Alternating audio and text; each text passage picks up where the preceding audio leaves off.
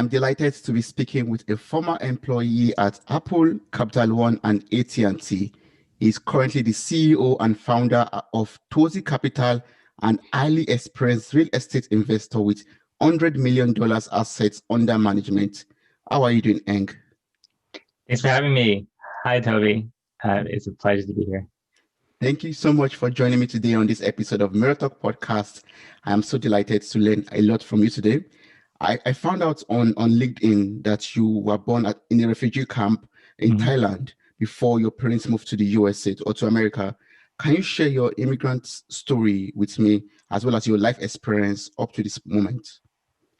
Yeah. So my ethnic background is Cambodian Chinese.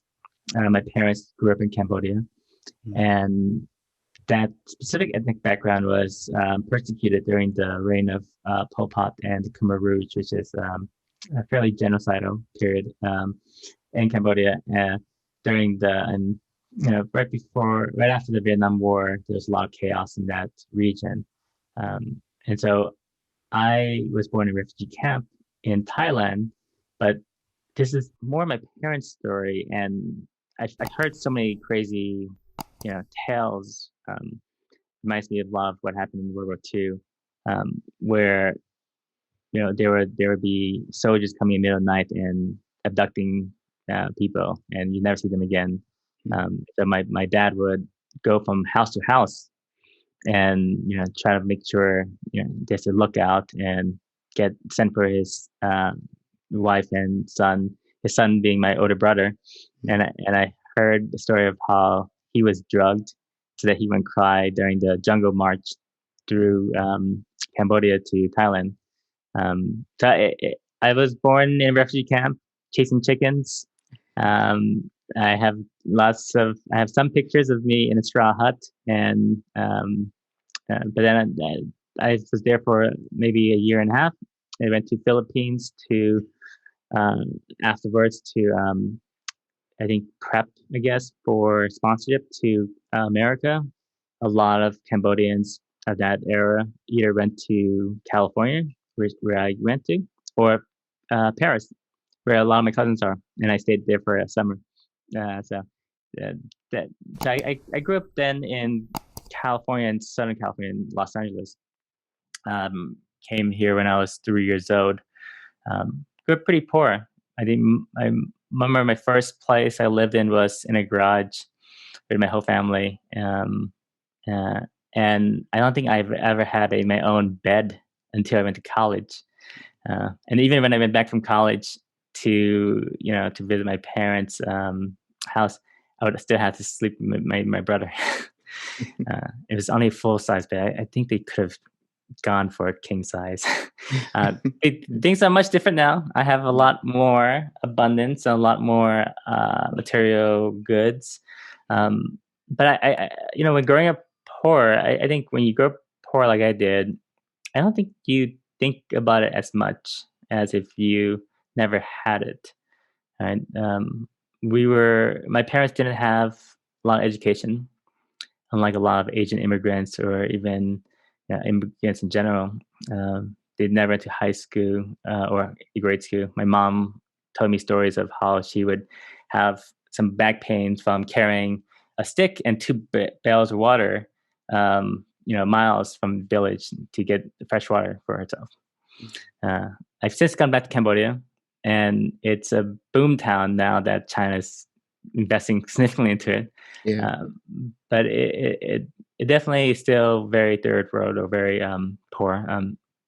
And I'm always grateful and lucky to have had the opportunity to immigrate and grow up in the circumstances I do now.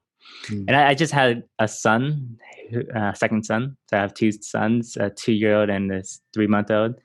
And I always think to myself, man, these guys are going to be so spoiled. Well, congratulations on your second son. Yeah. Thank you. So how did this humble childhood of yours or background of yours form your life at this point? How did it form your mindset, or how did it influence the way you live now? I think I've always been motivated to earn and make money. because of the lack of it and sort of the need for security. It's always been, I've always been entrepreneurial, I believe. When I was in grade school, I would buy a pack of cards, tradable cards, and then sell them to the other kids for retail prices and buy wholesale, sell retail. And I would always try to find a way to make money. So when I was 16, I started day trading. Back when there was really no mobile internet, and I had to go to the library to go to my platform of choice and day trade penny stocks. This was around 2000. I made a pretty good amount of money. I was able to afford college because of that. I've always been good at data and economics, and so that's where I studied. I went to Wharton for business school. But how my background informed my decisions was I've always wanted to have a strong why. Wanted to lift my parents out of poverty, wanted to help my family out. I have 3 siblings and 2 parents and some extended family that in America, the Cambodian ethnic group is the top, I think the second or the third poorest in America. So it's definitely not a monolith like all the other Asians, which has a wide variety of success. But we were always still focused on education, like many immigrants, seeing that as a path towards security. And being from an insecure place before, it was always about, okay, how could we earn? How could we make money? But for me, I didn't really have any guidance. I didn't have an uncle or dad or somebody who went to corporate America. So I just sort of followed brands and went to figure out where could I make money and had a strong why to help support my family to do so. Yes. That's awesome. So it's not like the rich crazy Asians kind of story, but much more humble and relatable story. Yeah. But talking about our brands, you went ahead to work with Apple before becoming the founder and CEO of Touzi Capital. You worked with Apple for about 5 years. How was it like working for such a big tech company, especially in the data science and analytic departments? I like to think that I had at least 7 careers in my life. I started in investment banking. I went to marketing. I did finance and product. And at Apple, I had 3 separate careers. I started in iPhone business management, really forecasting iPhone sales. I got the iPhone 6S right. I missed the 7 cycle. Did not get that right. We underproduced, and so that's why there was always a lag in terms of demand and supply. And then I moved to Apple Music to help build product for Apple, growing the subscription base. And then finally moved to data science. And I always think of myself as somebody who loves a challenge and love learning new things. So Apple is a very good place because in a big company, you have lots of different little functions. And if you work across many functions, you have the ability to meet people. And for those who are asking or maybe wondering, how do you pivot careers? The best way is actually to work with somebody in that career and then just show value. Yes, you can get an MBA, you can do all that stuff. That just resets your expectations of people. But making those network connections internally was very helpful. Working at a big Apple tech company like Apple, had a lot of perks. I worked at a $5 billion facility, the new Apple spaceship campus. I had a very high 4th-story office, a top office. We didn't have free food, but it was very good food. Unlike my fellow employees at Facebook and Google, they had free food. I always gripe about that to this day, how Apple is a really rather cheap company relative to other tech companies. Obviously, to more traditional companies, not as much. So you were able to learn a lot from changing departments and learning from different facilities there or different areas of specialization there. Yeah. Wow, that's great. So, it's really inspiring and encouraging to see people, pursuing their passions in life.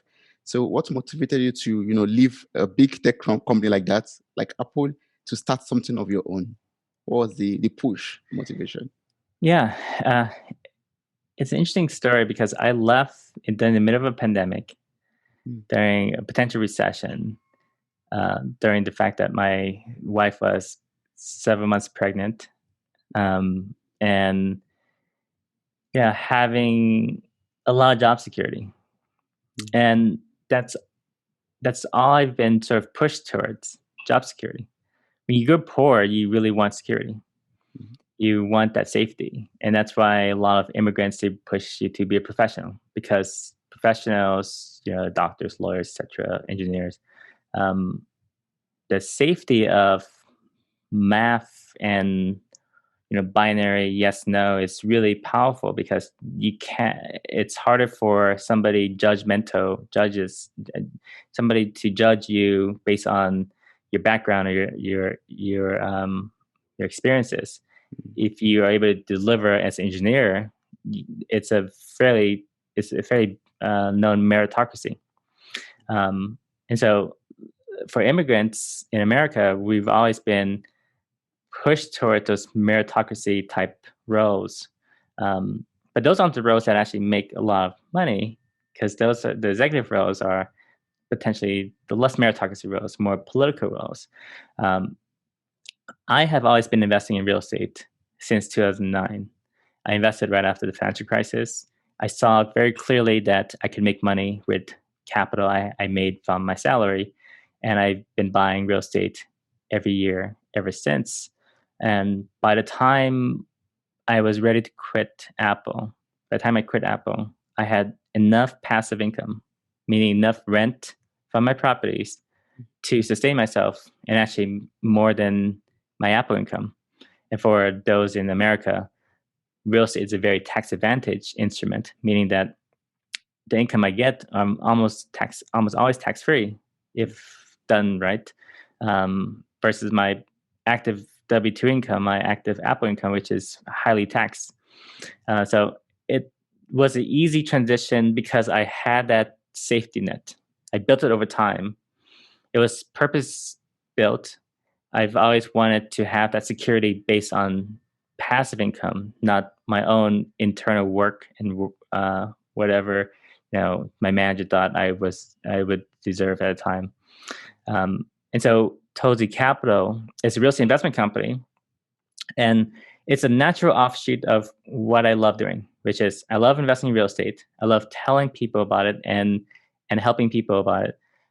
In the past, I've always told people, my friends, colleagues, whoever, you should do this, you should invest in that, in real estate mostly. And some people listen to me, some people haven't. Some people want to invest with me. I didn't really want to take anyone's money until I was comfortable. I was really confident in my own abilities to make a great return on investment. Mm. And so that I felt very comfortable last year and the year before. And since then, we've acquired $100 million of assets. We've returned a lot of money to investors. A lot of our investors made a lot of money. And I think we're just growing every day. I'm taking the same learnings I've always had, which is very economic, data-driven learning that I've taken from my investment banking career, my forecasting career, my product career, my data science career, and applying it to real estate, creating models and understanding hyper local targeting for every house and property, and knowing that this is undervalued property and this is overvalued, and using all those models to really make great acquisition decisions. And I think it's been very exciting, the fact that I left Apple and have in the middle of a pandemic where I'm not able to talk to anybody and I very rarely but to travel, and I do all this over Zoom. Wow, that's talking about taking risks, right? Is that something? Is that something one has to learn? Like the best time to take actions, or the best time to take risk. Is there something like that, or you just follow your guts? I think some of this was out of my circumstance. you always take the pandemic as an example. I don't think I could have started this without that happening. I think I would have probably had, if I was in my old job, by the way, my previous job before Siri, I think I would probably been way too busy to think about starting a new career. In my new job, I was more purposeful in terms of making time for my side hustle, which became my main hustle. The security of an income became less dependent because I had built up that passive income. Every time I bought another property, and I wasn't making that much money before. Every time I bought another property, I could make bigger risks in my career. Meaning, I know I had $1,000 coming in a month, and I could go to my boss and negotiate more and take bigger risks. Stuff that potentially, if you're always scared of losing, then you're never going to gain as much. And so that allowed me to really quickly accelerate my career. And I think both come hand in hand. That's good. So for someone out there, a listener out there who wants to, get across to Touzi Capital, what should he or she, be expecting from Touzi Capital? What are the services that you offer? And how can the person, get across to you to maybe invest or to start something? So what Touzi Capital does is really, it's an extension of my investment philosophy, which is I invest for cash flow, meaning high yield returns and tax benefits. So I'm essentially going out to the market, making 100 offers on buildings, and then getting one or two of them under contract, and then doing a lot of legwork to make sure they're a great asset, doing the due diligence, everything. By the time it's ready to be an investable asset, I've done all that work. I've put in the money and secured the asset, and now I'm essentially going to buy it. And investors, people who go to my website, and friends and colleagues and referrals, can come in and see the property, see what it is, and then decide, oh, I like to participate in that at a fractional share. So we all are shareholders of an investment entity that owns the property. That property then gives cash flow through rent to the shareholders pro rata the contribution, and we all make money like that. It's like lots of security instruments, except that you get all the tax benefits of direct ownership, and it just allows us to scale and diversify our risks. Okay, so what's the best way to get across to you, for example, in case I'm interested in investing in real estate? Yeah, I would love for anyone to check out our website, Touzi Capital, TOUZI Capital, CAPITAL.com, and sign up. You can then check out our investments. We'll schedule a call with you guys, and get to know you, understand your investment goals and what you're trying to achieve. I have lots of different investments. I don't think it's one size fits all. I want to make sure this is a valuable learning opportunity and education for people to learn about being an investor. I think all of us should be a professional investor. That's really our final careers. That means putting our money to work and not working so hard for our money. Yes, I'm also personally trying to look for ways to get my money to work for me more, like buying shares or trying to get into a little bit of real estate, for example. Yeah. What do you think as a real estate agent or investor? What do you think about buying shares? The background to this question is earlier today I was having a discussion with my father. I was telling him, oh, I would love to buy shares in his company where he works. And I was telling him, oh, why don't you buy, some lands instead of buying shares? And I got confused. I was like, oh, I will ask Eng today when I'm talking with him to tell me if it's better to go into real estate or to buy stocks and shares. I think both assets can be very good. I apply 90% into real estate, but I have a lot of Apple stock. I have a lot of Tesla stock.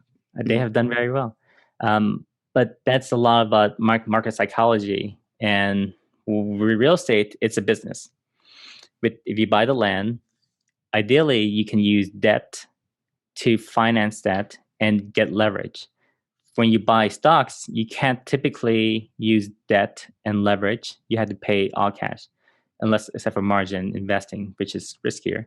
But for real estate, especially here in America, we have such cheap sources of debt, government debt, that deflates over time, meaning the money I borrow now will be worth less in the future because of inflation and the inflationary policies of the government. We're printing money all the time.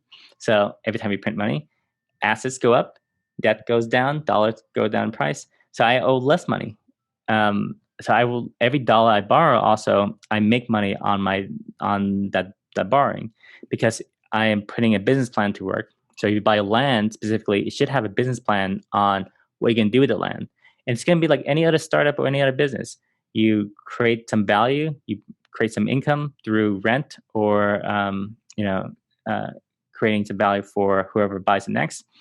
I like to invest for cash flow, which means there is a predictable rent coming out of that property, that given the fact that there's rent coming out, and I'm not banking on the fact that it's going to go up in price. If it goes up in price, which almost always happens in America, but I don't want to bank on it. I don't want to count on it. I don't want to rely on the fact that it's going up in price. So every time I bought something, I've always said to myself, does this make enough money to cover all the expenses? Does it make more than enough money by 10%? And does it pay for itself? So then I can then just buy it and then have another income source, leverage it again, because it goes up in price, and I can take that leverage and then buy something else. So almost always I'm using these real estate assets as bank accounts as well. They're capital, right? You're putting dollar into that land. Ideally, you're making it productive. If it's not productive, then it's just like a stock then, right? If then you're thinking about it as a appreciation play, meaning I'm buying it for $1 million. Hopefully somebody will buy it for $2 million in the future, because more development will happen. Land will always be scarce. Land will always, go up in value as long as there's stability in the market, stability in the region. And that's generally the case. Then it's all about time value of money. Yes. Okay. So it's always about time and money, and making predictions, like you said earlier. Yeah. So, following your story, coming from a very humble background to being in a state of abundance right now, and also having experiences with tech companies. You worked at AT&T, for example. You've worked at Capital One. You've worked with Apple, and now you're founder and CEO of Touzi Capital. What do you think makes people successful in their adventures in life? I think being flexible is a very big factor in my success.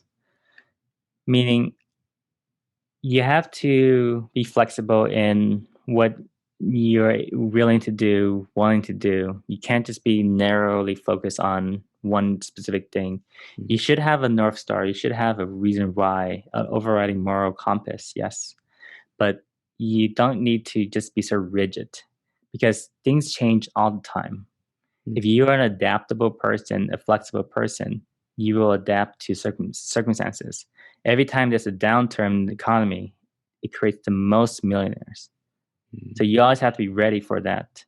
And for me, I've changed careers many times. Yeah. If I just stuck to one career, maybe I would have been more specialized and I had more growth. But I could have been trapped or been stuck at a certain level. But I've always been moving, and that allowed me to also be a constant learner. So being really adaptable and flexible, it's now that I'm in investment world, I'm always considering what investments are good. I shouldn't just focus on one thing, because that thing could not be a good asset anymore. I have to keep focus shifting. So you have to be always on the hunt and flexible. Yes. Oh, that's yes. Always be flexible. Always be moving. Yeah. Mm-hmm. Yeah. Yeah. So how do you manage? How do you manage? To be adaptable and flexible. Like, when do you know? As in, it could be very, very, very difficult or challenging for someone to say, I'm going to adapt to this situation, because sometimes you have your belief, you have your you have your thinking, for example. How do you combine all the circumstances, for example, in a pandemic, and say, okay, I'm going to be adaptable, I'm going to be flexible, I'm going to move with the flow, and make some changes. I think if you're starting, you're trying to grow right now, and I'm trying to grow. I'm always trying to grow. You want to say yes to a lot of things. Mhm. You want to say yes to as many things as possible in your own mind, and don't think that this is something that is outrageous or unachievable. Just the internet now. You can Google anything. You can figure out how to do things. Mhm. I've achieved so much because I've just said, I think I'm going to do that, and then 2 months later, I did it. And just having that mindset of strong belief that I can learn. I don't know what that is. I don't know how to do that specifically right now, but I have the strong belief in myself to learn, and I strong belief in myself that nothing's too complicated. Mhm. So right now, I love to experiment. I love to say yes to a lot of things. I love to quickly then find out that this isn't worth my time, and I'll say no to it quickly. Yes. But I like to test and experiment and learn different things. I have traveled to 40 countries. I have had at least 8 jobs, Mhm. distinct jobs, Mhm. very different from each other. And I'm only 36 years old right now, and have invested in more than 20 assets. Everything has been a learning experience, and I'll continue to learn. So I will, everything is cumulative in your life. You should say yes to as many experiences as possible and quickly identify what you don't like. I think it's not a great thing to just focus on, I want to find my passion. I want to follow my passion. I think it's better potentially to find out what I'm not passionate about, experience so many different things, Mhm. and be open to different prospects and people. And for me, being an entrepreneur, I've learned the most not necessarily from reading books or taking classes. It's meeting people and saying yes to conversations that lead to interesting and exciting opportunities. Yes. I like that. Saying yes to um, things that leads to interesting conversations, or leads to greater things actually in life. Hmm. Yes. So, I'm curious to ask about this, because I think I also have a similar background or experience being in Germany, for example, but coming from Nigeria. So, as an Asian in the USA, how is that for you? The different cultures. How is that like for you? Do you stay in an Asian community, or do you mix around, with other people? And Hmm. how do you integrate both cultures? So, as an Asian American growing up in Asia, when I did, you always strive for security, and security means assimilation. Mm. Assimilation means sort of trying to be part of the group and blend in as much as possible. I was never really one to do that, so it didn't work well for me. Um, I think it led me to have a thick skin of, when I grew up, lots of people would ask, "Where are you from?" And I'm like, "I'm from there." Like, "That's my house. What are you talking about?" Like, what are you talking about? Like we go to the same school together. Like, what are you talking? I grew up in California. What are you talking about? Mm. And never really internalizing it until I had my first son, who looks very Asian and can't change his appearance, and realizing that, my I can only create a world that he doesn't have to answer where he's from, Mm. because he's from here. He was born here. He only knows this place. Um, and so, in America, I grew up in very blended communities. And then when I went to college, I was almost always the I was always a minority, and in every workplace, I was always probably the only East Asian person. Um, and that's, as I rose up the executive ranks, I would have a counterpart, which is, elder white guy across from me, and so I would be managing a lot of them, and it was interesting. And realizing that quickly there was a bamboo ceiling of, I don't think there's anyone like me above me. I don't know if they're ready for that, and realizing that I had to quickly make my own way. Um, Interesting enough, I was in the Peace Corps. So for those who don't know, that's a state-sponsored program for Americans to go abroad for 2 years to volunteer in a remote village. I went to the Peace Corps, volunteered in the Republic of Georgia, which is next to Russia. And this is right after the time that Russia invaded Georgia. And I was the only Asian person there. Everyone called me Jackie Chan. I played up to that stereotype because lots of guys were bigger and burlier and had big beards, and they were 14 years old. And I said, okay, sure, I'll play that stereotype because they thought I knew kung fu, even though I didn't. And I think you just get used to these things. From maybe outside perspective, it's obviously not great. If you were African American going to Peace Corps in that place, everyone would think of you as a rapper or whatever they saw on Coach or TV, right? People only know what they've seen before. So for me, it was the first time for a lot of people to see someone like me, and I had to represent this whole billion people in every place I went. I would get stares. I would take random pictures. Every place I would go, I would get pictures taken of me. And I traveled to 40 countries, and half the countries I've always been the distinct individual in that group. So that's giving me thick skin. That's giving me understanding of sort of, I don't think I fought anybody. I always just think that people aren't as worldly or understanding or exposed to these things. I've seen so many things. Nothing phases me. And so I would like to make sure my kids have the same upbringing of being worldly and exposed and tolerant and understanding. And so the more people like me are on American culture, TVs, movies, I think it'll be easier. With BTS being the most popular band nowadays, I think it's being in vogue now to be Asian a little bit. I'm hoping that the younger generation find a little more confidence.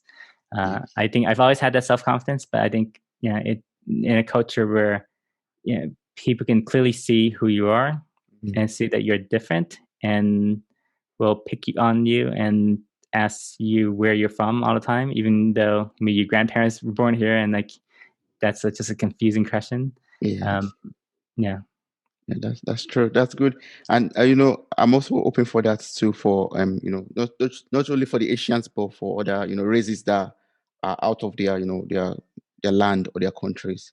Because I have some friends or some people that tell me, oh, if I were a citizen, for example, or if I were from this country, for example, I would have achieved this position. I would have gotten to this position. I would have been able to get this job, for example. So were there like obstacles that you had to face in your career or your endeavors because you were because you are different, as you said earlier? Are there like some obstacles or challenges that you faced? I think there's been a lot of obstacles I face. I don't really dwell on them too often. I know that I've also have a lot of fortune. I think I have a lot of gratitude for that. I think I'm very smart. I have a very strong in quantitative skills and math.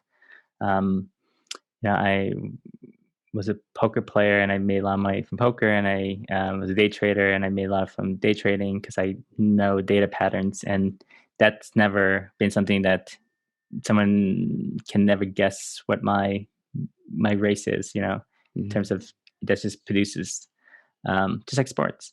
But I think there has been lots of times where I've been passed over for advances or things because people can't relate to me. People don't, people want to feel comfortable.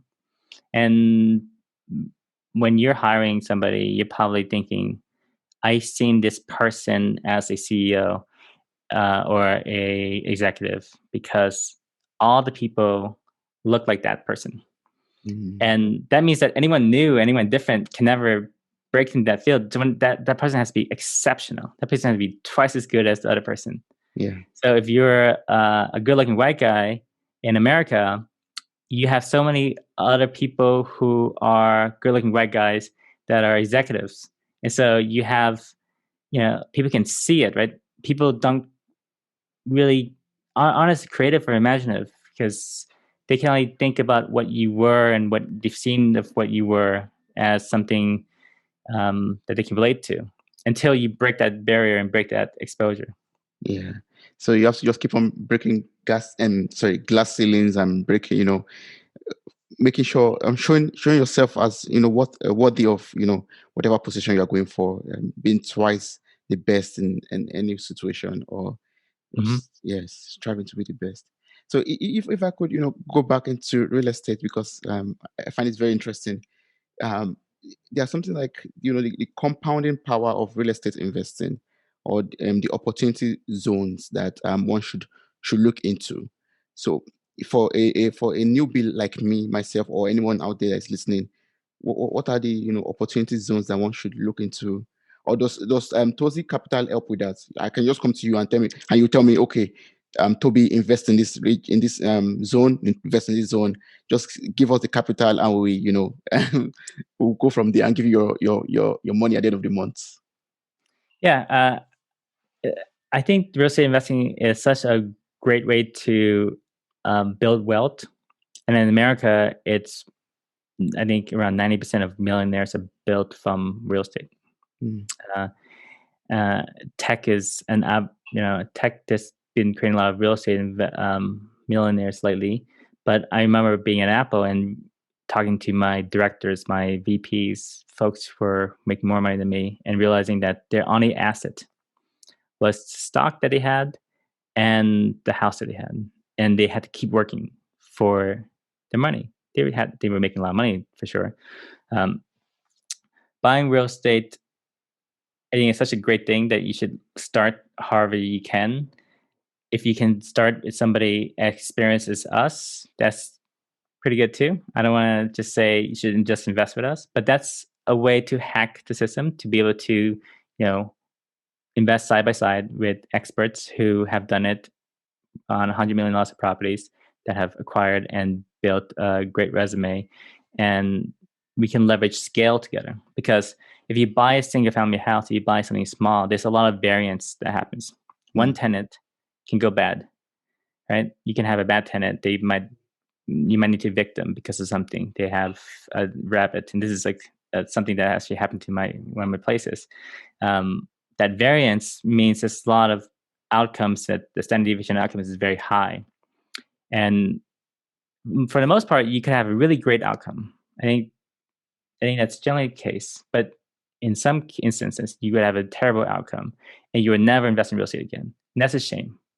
And so when you invest with something like us, you have instead of one property, one unit, you have 500 or 200 units. And if one person goes bad, that's a small variance, right? That the variance of outcomes is very tight. It becomes more predictable. It's all math. And so we take everything at scale. Our variable cost is lower. Our fixed cost is lower. We are able to produce more returns than if you were investing yourself. And a lot of our investors are people who have invested in real estate before and realize, this is a lot of work. I don't want to have to work this hard to make money. So we create the structures in place so that you just earn a monthly check at the end of the day as a passive income investor. You get all the same benefits of being an investor yourself, the same tax benefits, and oftentimes you get more returns. Sounds so awesome. That's wonderful. So to wrap up this episode, or this conversation, I would love to go on and ask you a lot of questions, but are there words of advice, or since you've learned that we've not been able to touch across or cover across, sorry, are there things we've not been able to talk about that you would love to let the listeners know about? Like maybe there's a young immigrant out there, there's a young guy or a young lady or a young individual out there that is struggling, or so I'm trying to be successful in life. Is there something you would love to tell that person? if you're struggling to be successful in life, but you're already thinking about being successful, you're already ahead of the game. A lot of people aren't even thinking about that. A lot of people are depressed, or they haven't even thought about the possibility. And if you're an immigrant, you have so much going for you. You have a hunger that a lot of people won't have. And that hunger and the desire to move forward is and improve your life. It's going to make it that you're very resilient, that you're overcome a lot of obstacles. That I failed many, many times. I've been fired at many jobs, and I've always spun it to then get a better job. I think you should be grateful for what you have and know that you have a long life ahead of you, that there's so many opportunities. Because if you're just listening to this podcast now, you're probably ahead of the game in terms of wanting to self-learn and self-develop. Right? That's just the number one thing. You should always be focused on that. And if you're an immigrant and you think you have all these obstacles, you're right. But that's okay. A lot of people in a lot of other places have other worse obstacles, worse positions. You should be grateful, and that allows you to think more abundantly. When I was an immigrant, when I was poor, I had a very scarcity mindset, meaning that I would save everything, I was hoard everything. When now I've become a little more free, I'm very abundance mindset, meaning I think I can do more. I think I have more. So I don't worry as much. I think I will partner more. I will give more. I will do more. And I never think of this as the only thing I'll ever get. If you think of something as the only thing you ever get, you hold on it too tight. And if it's a dream, by the way, you hold on to it tight and you can crush the dream. Know that you have many more dreams. Wow. I love that. I love that. Like, if you think you will have this one dream, you hold on to it tight and you could crush it. And once you crush it, you won't be able to fulfill or go ahead with the dream. The dream is dead. It's gone. Wow, that's amazing. Wow. Thank you so much, Eng, for your time. I really appreciate everything I was able to learn from you today. It was a wonderful conversation for me. I really enjoyed speaking with you and learning from you, actually. It was a pleasure, Toby. I really enjoyed the conversation as well.